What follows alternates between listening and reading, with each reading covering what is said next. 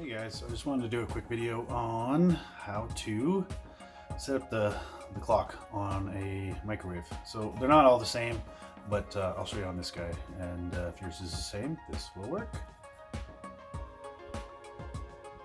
Okay, so this is the microwave here. Seeing that it's just past daylight savings time, everybody's going to be changing their clocks.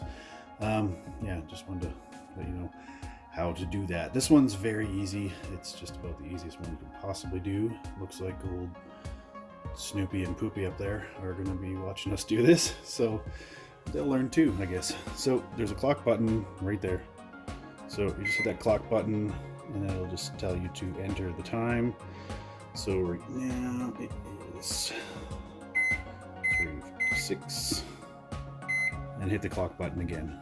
That is it. You don't have to do anything else. That is now set.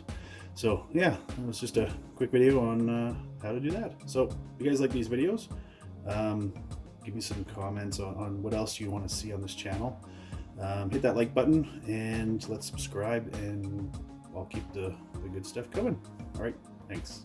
Have a good day.